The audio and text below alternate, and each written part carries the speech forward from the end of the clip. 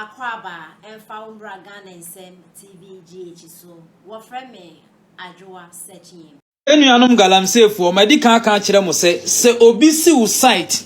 se obefa excavator wodidi wudwuma emane mfa se wo free hen se hwan na asoma no se hana bisiu noa mu na beba wo site se obefa wo excavator emane mfa organize boys na je wo excavator ni free ni nsem na mompa mo no nko onimu kwanya ye fa so bra Galamsy a onko Bole bamboy ye wura John Dramani Mahama Krom tuntumba ensuo kakra wo ho a ye nuanom de do cabbage otamelo edi ye wo mumfuo no John Dramani Mahama asanso excavators yakoguo etu Galamsy John Dragamani Mahama azan keonetifo president ensuo kakra aka ye nuanom nordness ade ye mfuo e survival ene hia brain ne ya ho kire no wasanso excavators yakogum mo excavator ne ya beje ye no ene ye de ne nyina akogu tuntumba John Mahama ehunu se gold bia unity wo ho eno no waso mo mansofo takwa bogoso mo excavator ne obeje ye no ode akogu tuntumba etu Galamsy medika aka kire mo se obi pie wo site se obeje wo mfidie a organize boys ye wo ho na munyi mfidie ni mfiro mo nsem mu betimi amomo wo mo na mompa mo mo mfira asase ne so mo wo manso takwa bogoso eni nkura aka ema obi meje wo machine anabisi unim kwanya e fa so bra Galamsy ye nuanom wo mo wo north ensuo kakra aka sabi wo mo de ye wo mfudie edidi no eho nene mumfidi ya jeye yaso akogu tuntumba Bole bamboy eho enene yetu Galamsy no ensam twrofo ni krom hane dabi Ghana ensam twrofo nyina tukwan Ghana ensam twrofo nyina tukwan achem eni yetimi kotwa baaye be kire Ghana fo si yedi Galamsy wo ho akufu adu fie na busua fie ni mfikire ene tuntumba Bole bamboy John Dramani Mahama Krom yes eho nene yetu Galamsy UTV fo ni krowe mu TV3 fo ni krowe mu Adom TV omuni ha aha onua TV station motukwan mo na mo Captain Smart muni kroyi mu muni ha MPP ba na ehunu ahemfofo sori krowe mu obi atukwan asofo adidima asofo atukwan azan asofo akonfo amugu asore dem samonya asofo omunyina atukwan Ghana akonfo ene omabegu asore dem asofo omatukwan omuni krowe mu Bole bamboy enene mumfidi ya beji ye tuntumba eho neguo o pe wa fidi agi akotuntumba pe mema di wachi ne ko tuntumba obekonesi wo Mahama di Galamsy mufi sambe tima kanipa anu atumu wo krom ha mu betumi akanipa anu atumu wo krom ha ene radio station ni TV station wo krom ha ntimi nkasa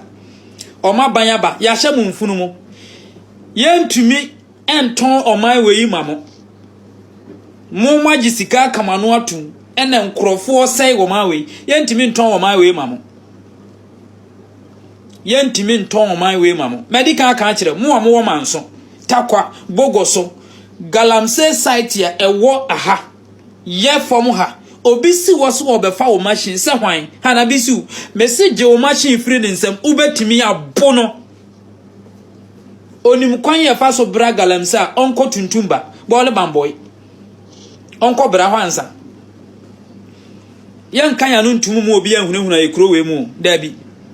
yanka ya nuntum emma obi nhunehuna we krowe mu because ye kasa with fact ye mediatro ko tuntumba ko hwe ko tuntumba na ko hwe ne ye koso wo ho John Dramani Mahama Krom John Dramani Mahama Krom enne forest reserve nyina mu tu Galamsy mo ne na mo nkrofo ma nananom nsaase o mo de ma o mo so e na mo jeje o mo machine emma obi meje excavator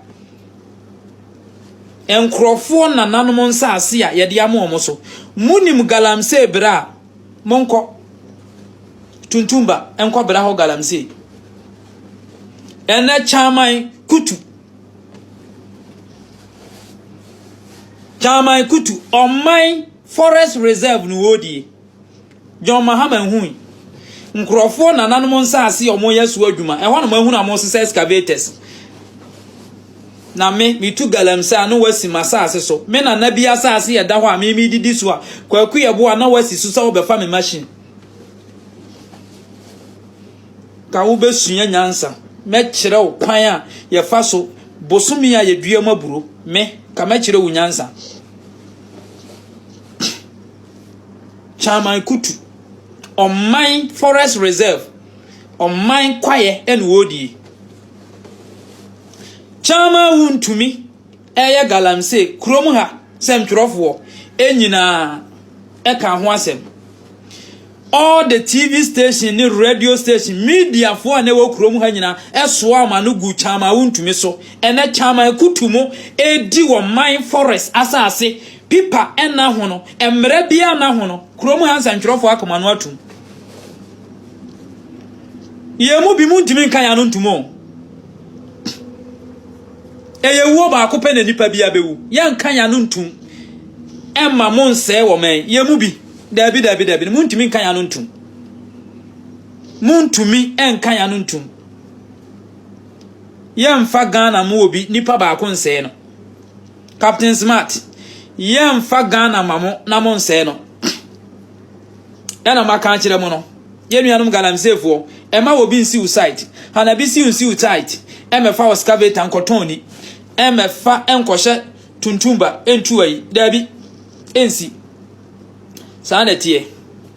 ekrom ha obi nsuro obi su ntimi nka obi anu ntum dabi obi ntimi nka obi anu ntum krom ha obi nya Galamsy emefa obi afidie nkotoni aha eno die ensi if say MPP ba power kura ne koso ayebeka omman no monya nhyehyeye emfa ho obi ani ho ebetima bra Galamsy aban bi ani ho ye nhyehyeye pa fa ho ekwan ye nhyehyeye pa sane ye be ya ense ye msuo na wo monya wo madwuma obi ani ho ebetimi abra Galamsy ekurum ha enti munya ise monam eje nkrofo mfidie no muni mumfidie gi a Chairman Kutu mumfidie mu nkwaje adoba ewura forest emunu omuguo etu Galamsy my man bofo sabi adwene ni mutim krofo na nanom nsaase ya sabi omudidi so nkakra ehwa na mo sisa omumfidie mo sori a mo nam manso sade moye mo ko match pass wo ho manso nko na etu Galamsy takwa bogoso ehwa nko na etu Galamsy omman ajapade ya forest reserve de mugumu edi ebunua tugu di Galamsy munhunu nyansa eno de emunnim hu nyansa enkrofo omoti omo nananom asase so ehwo na mo kwaje omu mfidie Chairman Kutu emfidie gu adoba ewura forest mu edwiri omman ajapade ya se no etunua gu edi Galamsy munnim hu nyansa asiafo mu fi sembe tima hunu obi okrom ha mu fi se mu betimi hunu obi okrom ha ye mu bi abodam ne yenamo obi ntimi hunu obi okrom ha oh my Ghana ye the taxpayers money ne tua moka Ghana mpanimfo obi ntimi hunu obi okrom ha munya nhyehyɛ ye pam emfa ho na omunye omadwuma munya nhyehyɛ ye pa fa ho gold hu hia kamo baaye gold board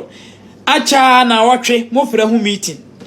nyansa ne nhyehyɛ ye wasamo ye de amonye mwati gold su to gold no gumu botom edi ade tuto afie ene adan wa abrochiri eno hu nyansa na